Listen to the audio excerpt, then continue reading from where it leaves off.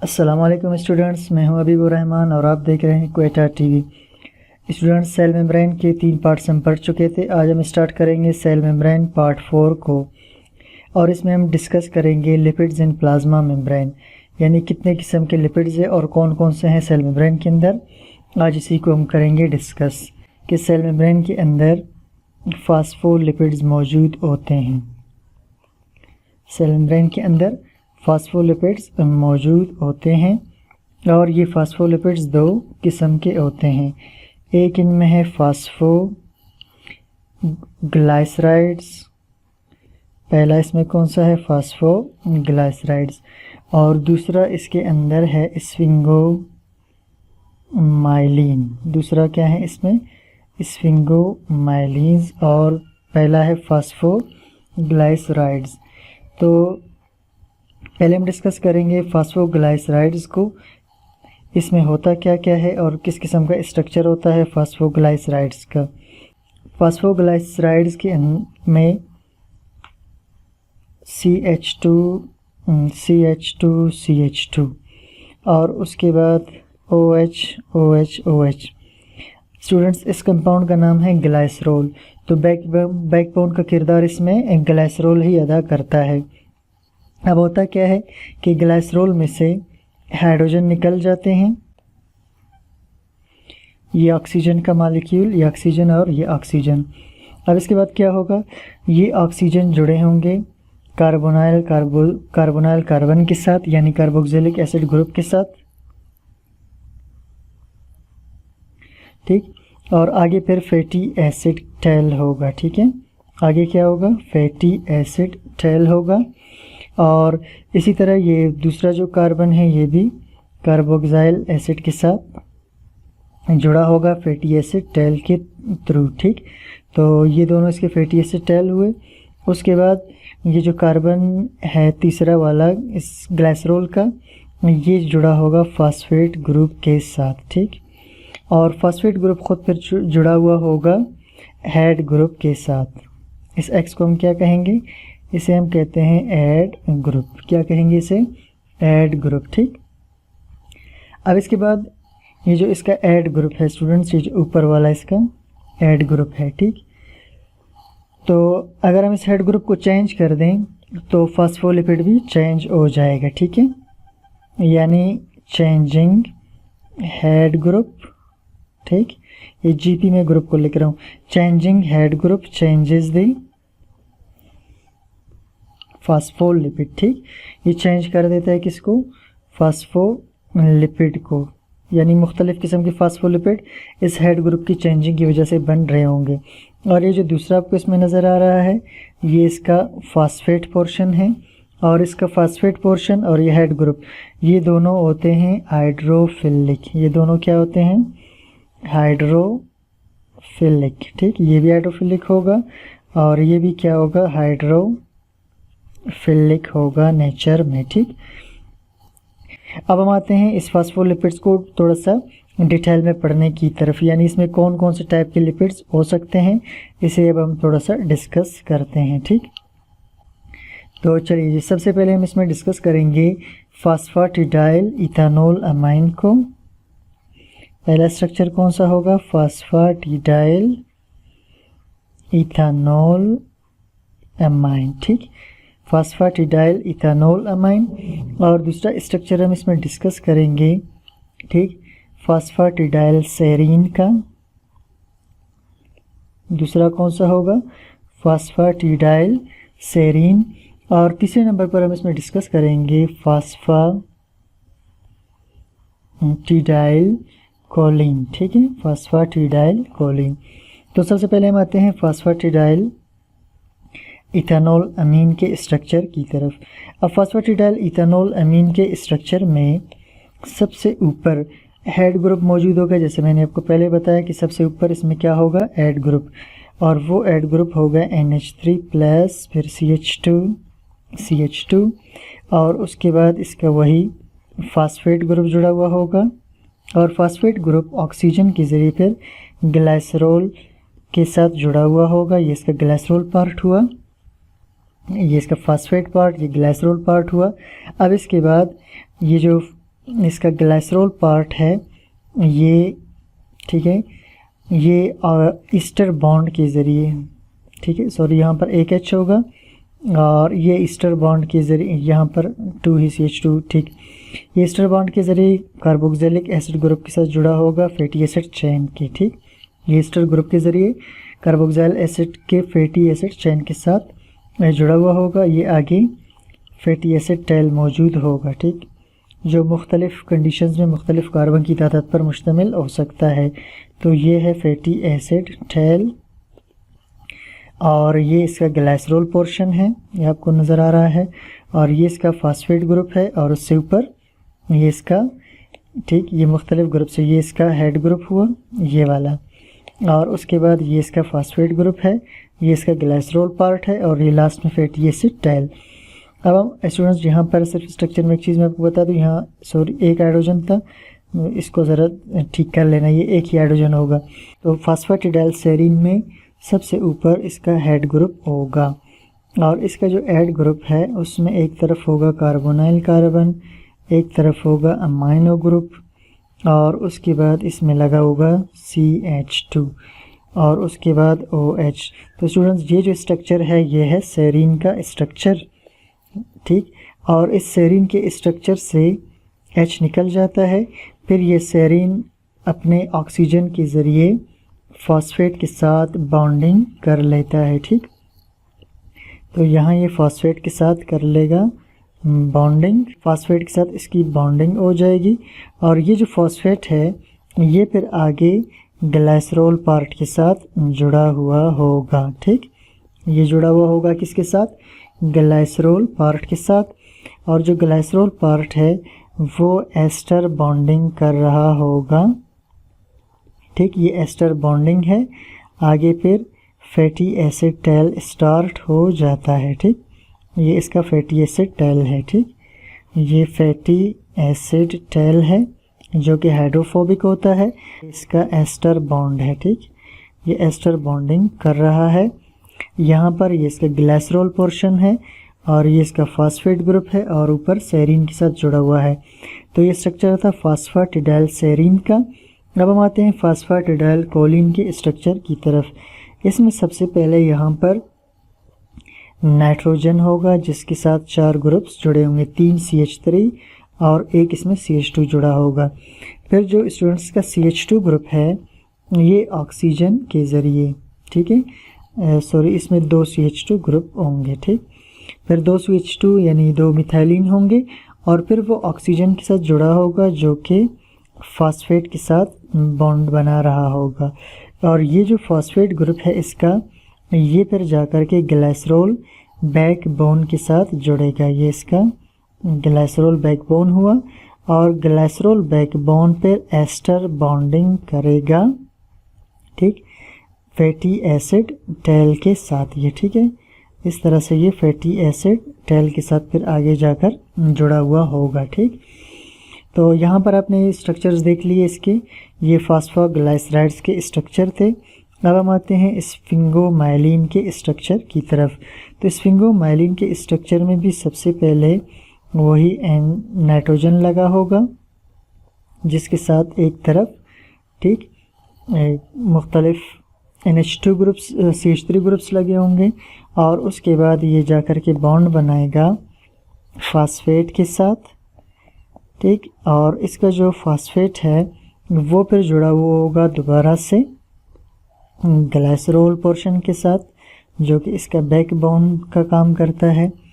और इस मर्तबा यहाँ पर स्ट्रक्चर थोड़ा सा चेंज हो जाएगा, यहाँ ग्लाइसरॉल का एक OH अपनी जगह मौजूद रहेगा और यहाँ स्टूडेंट्स आपको कोई एस्टर बॉन्डिंग नज़र नहीं आएगा, बल्कि इस बार यहाँ पर NH ग्रुप लगा हुआ होगा और फिर वो कार्बोक्सिलिक एसिड ग्रुप के साथ जुड़ा होगा फैटी एसिड टेल के, और यहाँ पर फिर आपको डबल बॉन्ड नज़र आएगा कार्बन कार्बन के बीच और उसके बाद फिर फैटी एसिड टेल का स्ट्रक्चर मौजूद होगा, ठीक।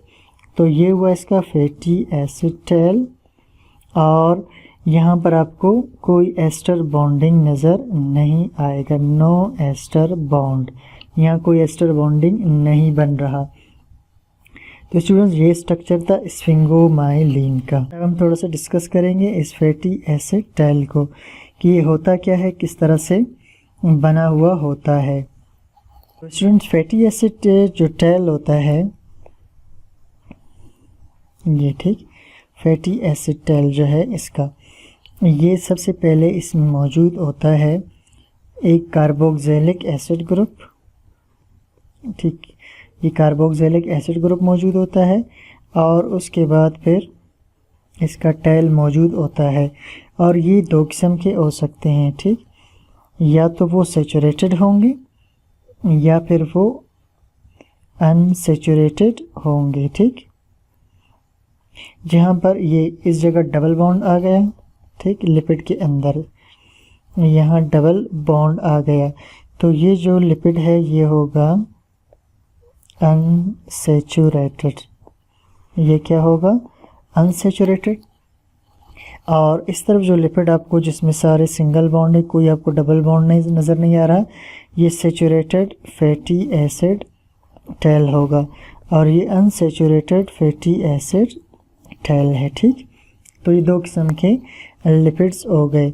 अब ये जो ऊपर इसके ग्रुप है ये है इसका कार्बोक्सिलिक एसिड ग्रुप जो कि फंक्शनल ग्रुप है।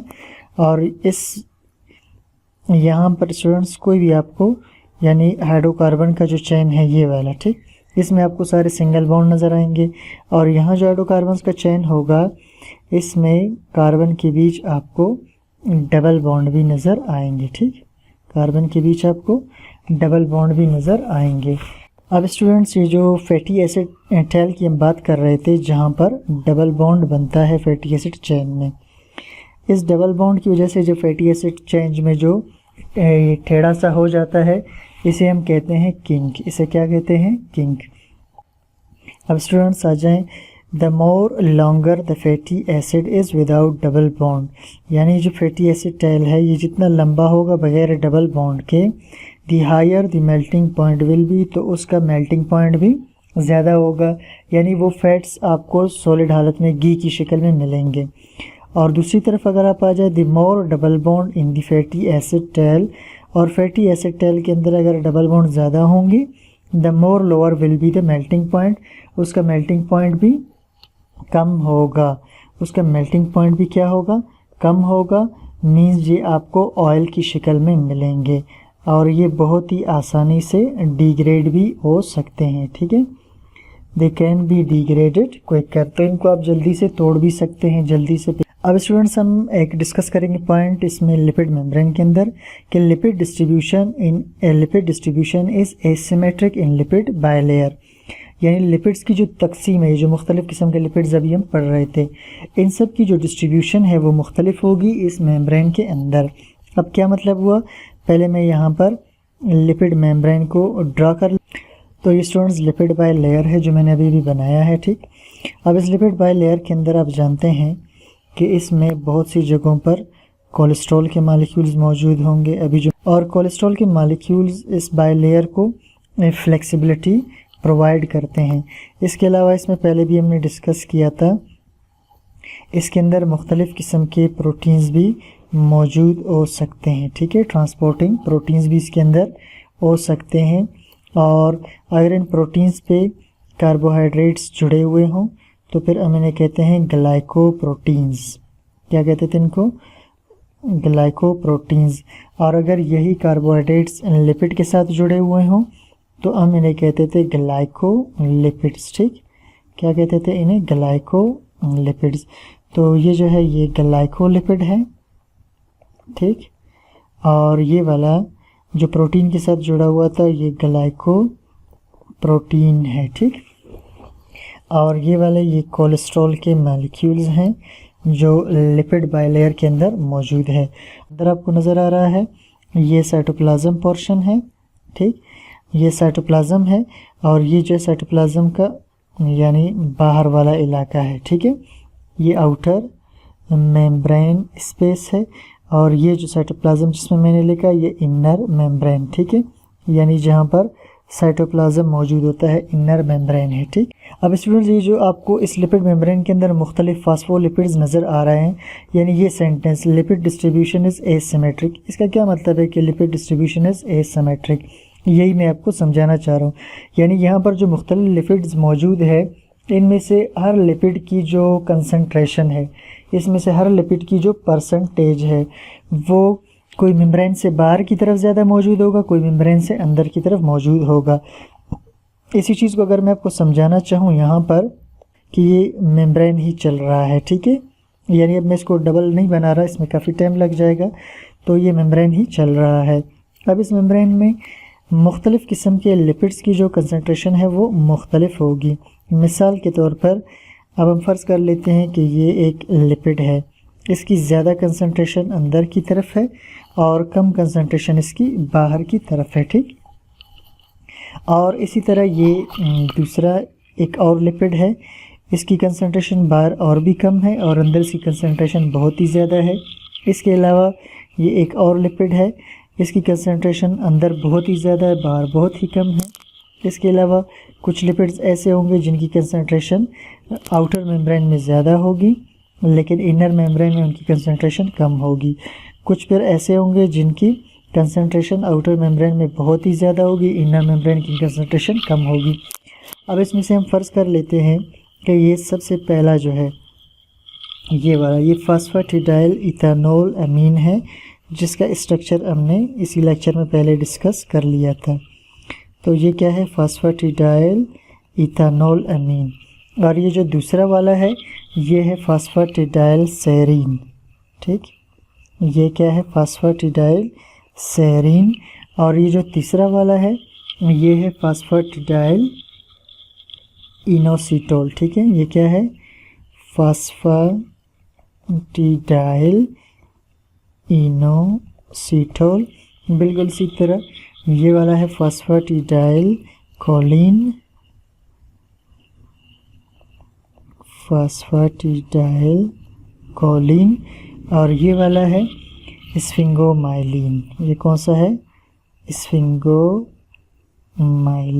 ठीक है, ये तो अब आपने देख लिया, ये आउटर मेम्ब्रेन था और ये इनर मेम्ब्रेन का पोर्शन है। ठीक है, तो अब आप देखिए, बाज़ लिपिड्स ऐसे हैं जिनकी कंसंट्रेशन अंदर ज़्यादा है, बाहर कम है, और बाज़ लिपिड्स ऐसे हैं जिनकी कंसंट्रेशन बाहर ज़्यादा है मेम्ब्रेन के, अंदर की तरफ कम है।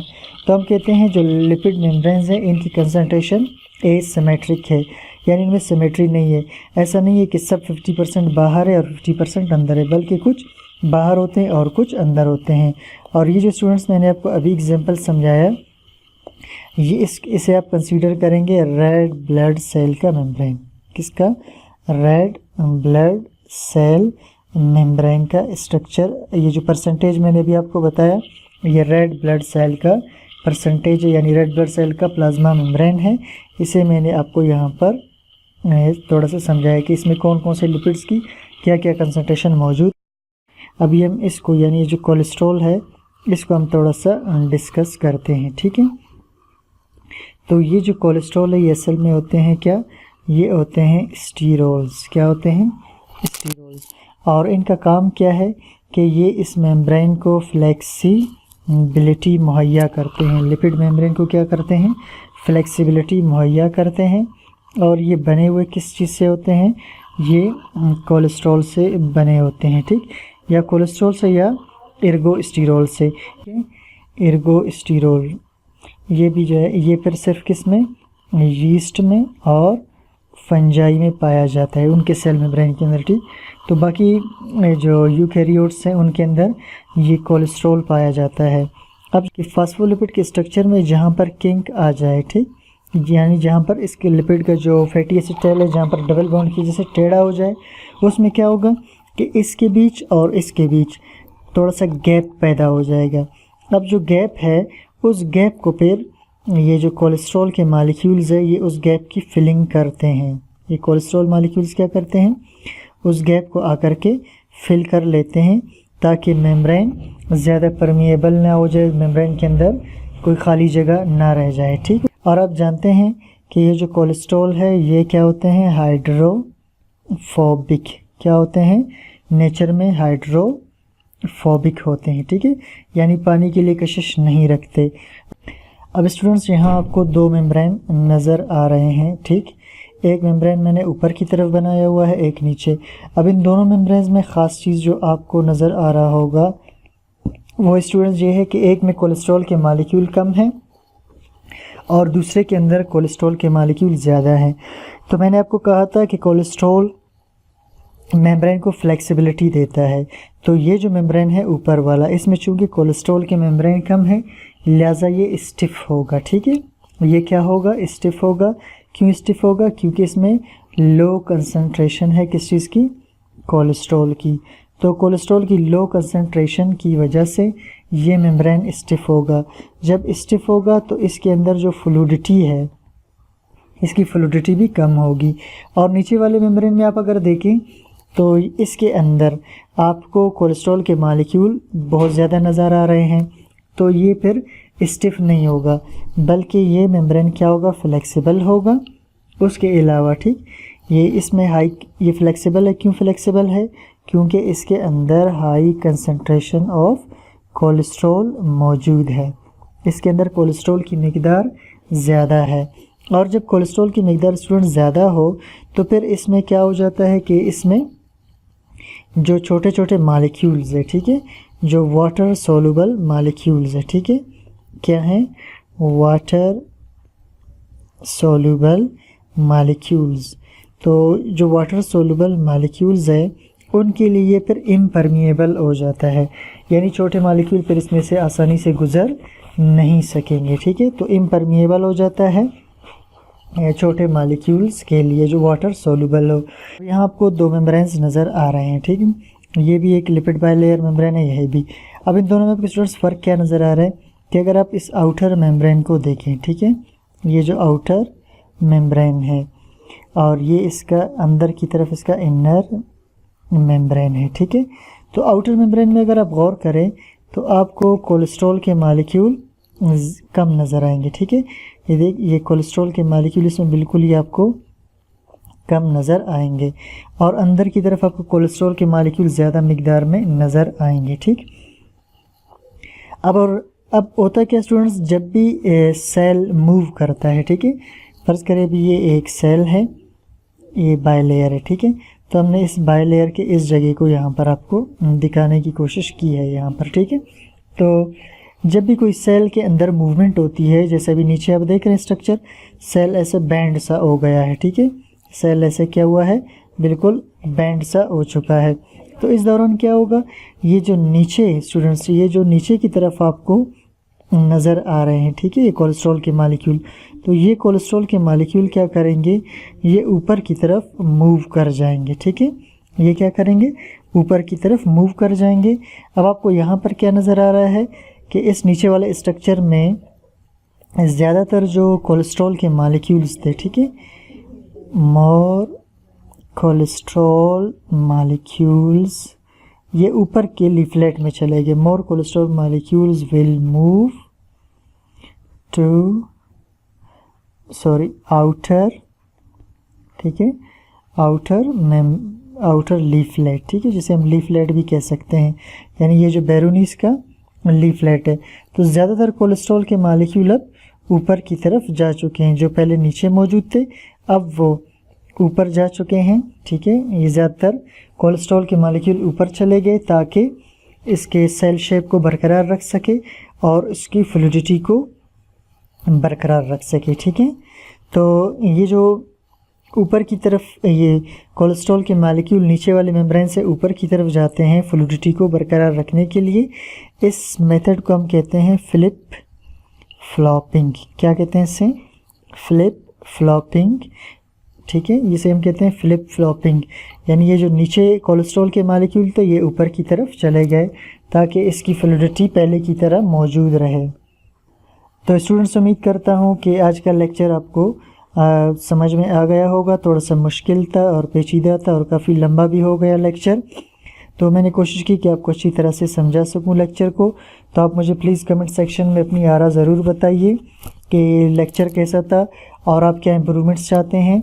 इसके अलावा आप इसे सब्सक्राइब कीजिए, मेरे चैनल को लाइक कीजिए और दोस्तों के साथ शेयर कीजिए ताकि ये लेक्चर ज़्यादा से ज़्यादा लोगों तक पहुंच सके और ज़्यादा से ज़्यादा लोगों को फ़ायदा हो सके।